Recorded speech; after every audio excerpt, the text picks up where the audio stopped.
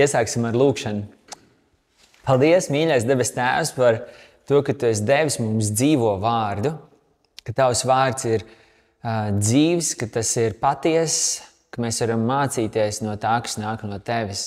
Un paldies, ka Tavs vārds saka, ka cilvēks nepārtiek no maizes vien, bet no katra vārda, kas iziet no Tavas mutes. Un es gribam uzņemt Tavu vārdu un gribam dzīvot no tām. Āmen. Un arī kādu paturēt man lūkšanā, kas varētu par mani lūgt. Paldies. Nu ko, šodien mums ir tā privilēģija sākt jaunu svētrunu ciklu ar nosaukumu mīlestību domām. Varbūt pirmajā brīdī jotas jautājums – mīlestība domām. Kā tad ir? Mīlestība ir tas, ko mēs izjūtam. Mīlestība ir, kā kristieši mēs zinām, arī tas, ko mēs izvēlamies. Mēs izvēlamies mīlēt. Bet kā var mīlestību domāt? Kā var mīlestību domāt?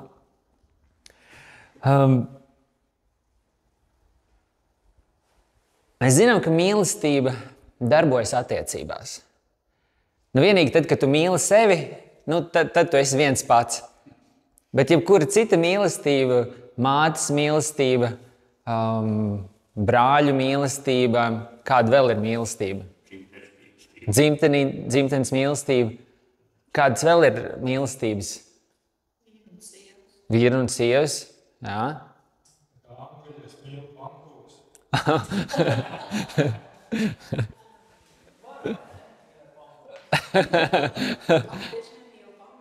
Latviešiem, jā.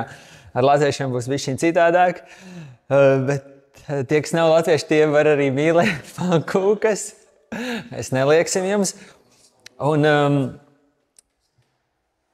jā, es redzu, ka mīlestība darbojās attiecībās pret kādu vai attiecībās ar kādu. Un varētu teikt, ka mīlestība ir kā tāda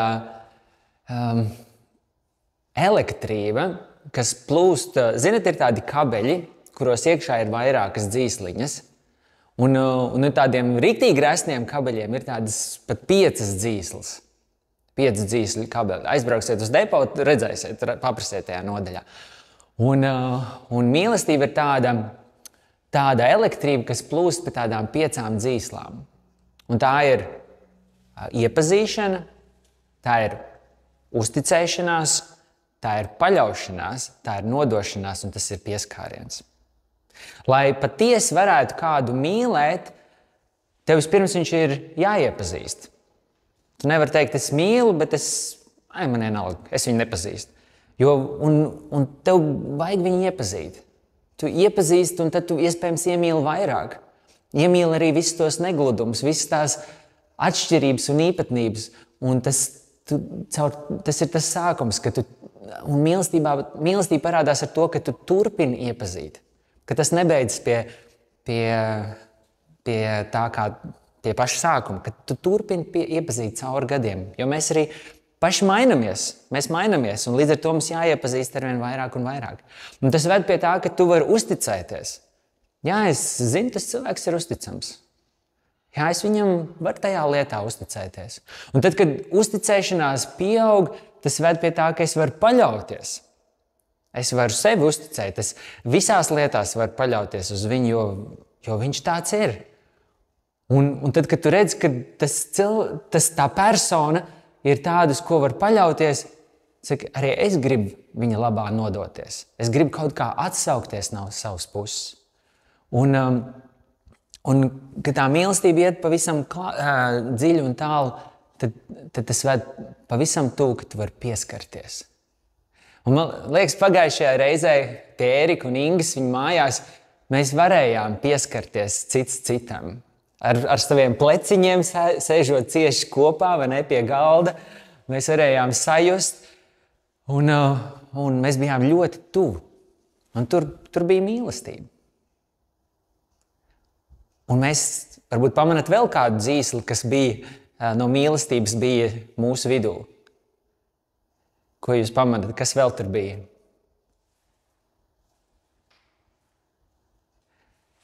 Man liekas, mēs turpinājām iepazīt citu. Turpinājām kaut ko uzzināt vēl vairāk. Un tas veicināja to, ka mēs vēl vairāk arī uzticamies citam.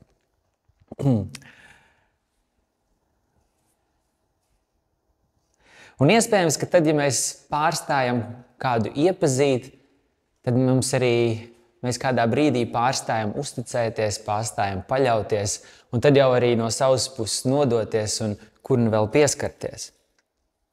Un tas ir ne tikai mūsu savstarpējās attiecībās, kur darbojas mīlestība, bet tas ir arī attiecībās ar Dievu.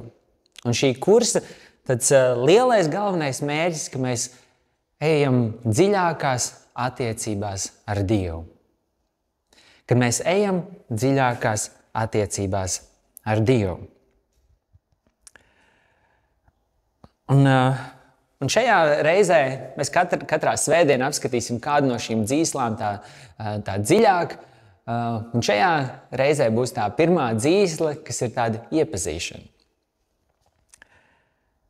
Es gribu sākt ar tādu domu, ka Dievs tevi pazīst visos sīkumos. Dievs tevi pazīst visos sīkumos. Un, kad mēs atšķiram 139. psalmu, tur ir rakstīts: Kungs, tu izproti mani visos sīkumos un mani pazīsti. Tu zini, vai es sēdu, vai es ceļos. Tev ir skaidrs manas domas jau no tālienes. Vai es eju, vai es guļu, tu esi ap mani. Un tev ir zināmi visi mani ceļi, jo nav vārdu uz manas mēles, kas tev, kungs, nebūtu zināms. Tu esi ap mani no visām pusēm. Tu turi savu roku pār mani. Šī atziņa man ir pārāk brīnišķīga un pārāk augsta. Es to nevaru saprast. Dievs zina pilnīgi visu. Dievs zina pilnīgi visu. Viņš zina tevi visos sīkumos. Pilnīgi visos sīkumos. Kas ir tie sīkumi, ko viņš tevī pazīst? Kas ir tie sīkumi, ko tu gribētu, ka viņš varbūt nemaz nezina? Vai ir kādi sīkumi, ko tu gribētu noslēpt no Dieva? Vai ir kādi sīkumi, par ko tev ir nērti Dievu priekšā? Varbūt ir sīkumi, par ko tev ir nērti citu cilvēku priekšā. Dievs zina visos tavos sīkumos. 13. un 14. pantā šajā pašā psalmā ir sacīts: Jo tu radīji manas īkstis, tu mani veidoji un piešķīri man ķermeni manas mātes miesās. Es tev pateicos, ka es esmu tik brīnišķi radīts. Brīnišķi ir tavi darbi, mana dvēsele to labi zina. Kā Dievs nepazīst tevi, ja viņš tevi ir radījis? Viņš pat angļu tulkojumā teikts, ka viņš ir uztamborējis tevi mātes miesās. Es paņēmu no bibliotēkas kādu grāmatu, zinat, tādu Anatoliju Danilānu. Anda smējās, ir tāds vīrs. Un es biju domājis priekš ceļojumu paņemt kaut ko tādu lasām vielu, bet tur nesanāca. Un tad es paņēmu vakar izlasīto grāmatu vienā vakarā par mikrobioloģiju. Un viņš skaidro, ka mēs sastāvam no šūnām. Un katrā šūnā ir kodols. Mēs to ar aci nevaram redzēt, bet ir kodols. Un kodolā iekšā ir gēnu molekulas. Un katra gēnu molekula sastāv no DNS tādām ķēdēm. Un tur ir viena puse DNS ķēde un otra DNS ķēde. Viena ir tā galvenā informācija nesošā, un otra ir tāda, aizmirst to nosaukumu, bet tāda kopija. Un viņas ir savstarpēji saistītas, tā kā satamborētas. Un tad, kad šūna noveco, tad viņas sadalās un rada atkal, katra rada savu kopiju klāt. Un tādā veidā mēs visu laiku tiekam tamborēti. Un to, ka tāds šūnai tāds kodoliņš vispār ir, to tikai kaut kādos 50. gados kāds zinātnieks atklāja pētot strutes. Viņš tik daudz pētīja, ka beigās atklāja, kad ir šūnām arī kodoliņi. Nezinu, kāpēc viņam tā patika rakāties par strutām, bet tas ir tas, ko viņš atklāja.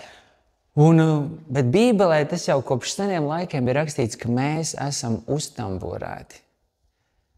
Un kad šajās gēnu DNS saitītājs ir ierakstīts viss. Ierakstīts, kādi Andai būs matu krāsa, kāda Ingai būs acu krāsa, cik Gatis būs muzikāls, vai cik Ēriks būs draudzīgs un sabiedrisks. Tas viss tur jau ir ierakstīts. Mūsu raksturs, mūsu krāsa, mūsu temperaments, tas viss tur jau ir ierakstīts. Dievs pazīst mūs visos sīkumos.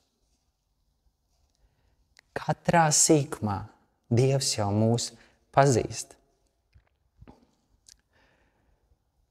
Jāņa evaņģēlijā 1. nodaļā no 43 līdz 49 ir sacīts, ir kāds gadījums, kur Jēzus runā ar kādiem vīriem.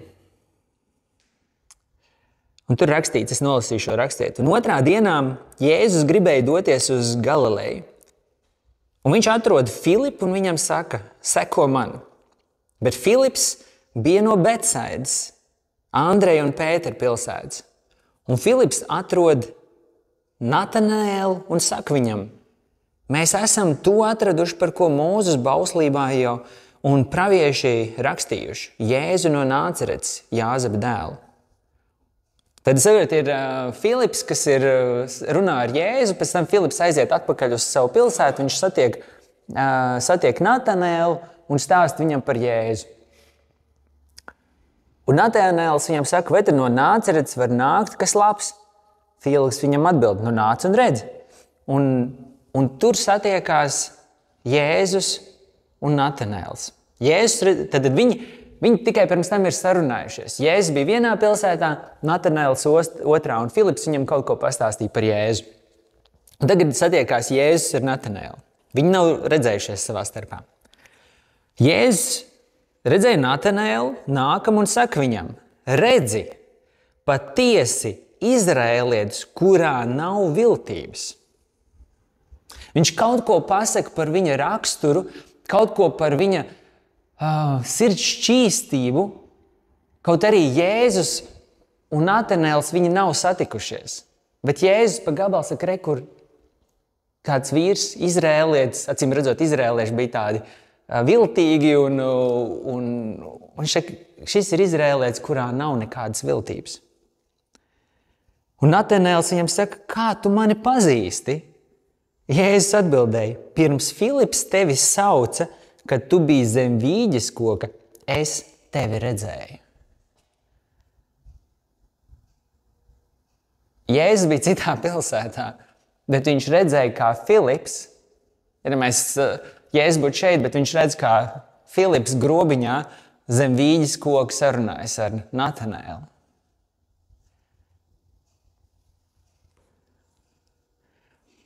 Un Natanaēls atbildēja viņam, Rabī, tu esi Dieva dēls. Tu esi Izraēla ķēniņš. Un Jēzus viņam atbildēja, tu tici tāpēc, ka es tev sacīju, ka redzēju tev zem vīģes koka. Tu redzēsi lielākas lietas par šīm. Patiesi, es jums saku, jūs redzēsiet debesis atvērtas un Dieva eņģeļus uzkāpjam un nokāpjam no cilvēka dēla. Jēzus redzēja Natanaēlu. Un Jēzus redz tevi. Jēzus redz mani. Katrā mūsu sekundē. Katrā mūsu nopūtām. Katrā mūsu jautājumā, katrā mūsu situācijā, katrā mūsu solī Jēzus redz pilnīgi visu. Cik tas ir reizē forši, varbūt kādam tas ir biedējoši. Bet man liekas, jo mēs dziļāk ieejam šajā atziņā, kad Jēzus zina katru sekundi, katru mirklīti, katru lietiņu par mums, katru šūniņu iekšā, kas mums prātā darās, katru mirkli, visu viņš zina. Ka tas mums liek vēl vairāk viņu iemīlēt, vēl vairāk viņam uzticēties, vēl drošāk justies par savu šodienu, vēl drošāk justies par savu rītdienu. Man liekas, tas dod tā drošību, kur Jēzus saka, nezūdieties par rītdienu. Kāpēc nezūdiet? Tāpēc, ka Dievs tu jau tāpat zini visu, kas ar mani notiks. Tu zini, kur mans ceļš vedīs, kas man sastaps un kas ar mani šobrīd notiek. Tu jau esi ar mani. Es atceros kādā reizē, Dievs uzrunāja mani, es lasīju Bībeli vai lūdzu vienkārši un kaut kā aizdomājos par savu draugu Klāsu Nīderlandē. Un es viņam ierunāju, es neatceros balss ziņu vai rakstītu ziņu, aizsūtīju kādu rakstvietu un kādu ziņu. Un viņš bija pārsteigts, jo tieši tajā brīdī viņš Nīderlandē sēdēja mašīnā un viņam bija kādi jautājumi Dievam. Un tieši tas, ko es viņam sūtīju, tā bija tieši atbilde uz to jautājumu, kas viņam bija.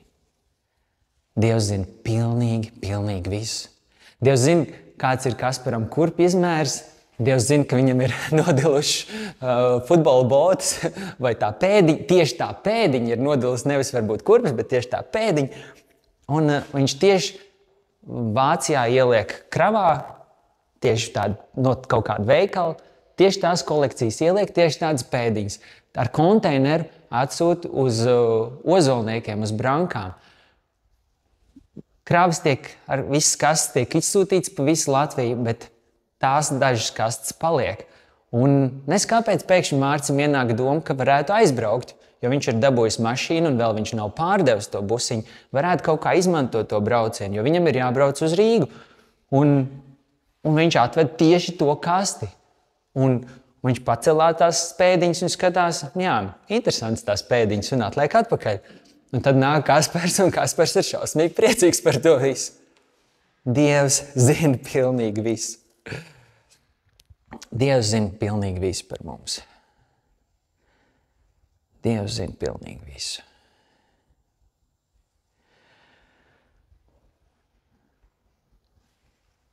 Un Dievs tevi mīl visos tavos sīkumos.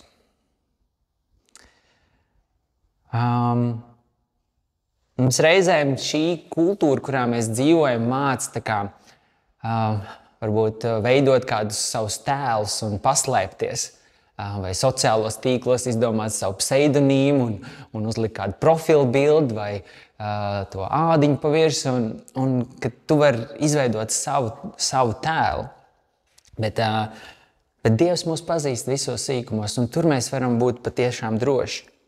Timotejs Kellers sacīs tā, būt mīlētam, bet neiepazītam. Būt mīlētam, bet neiepazītam. Ir mierinoši, bet virspusēji. Būt iepazītam un nemīlētam ir mūsu lielākās bailes. Taču pilnībā būt iepazītam un būt patiesi mīlētam ir patiesībā tas, pēc kā mēs visi kaut kur dziļi ilgojamies. Ka kāds mūs zina, kādi mēs esam, pilnībā zina. Arī visu, kas neatbilst pēc pieņemtajiem kristīgajiem standartiem, par ko varbūt neērti runāt. Mēs patiesi ilgojamies, ka kāds mūs pilnībā pazīst un pilnībā mīl. Un tāds ir Jēzus Kristus. Jo viņš mūs pilnībā pazīst un pilnībā mīl. Un tas ir tik forši.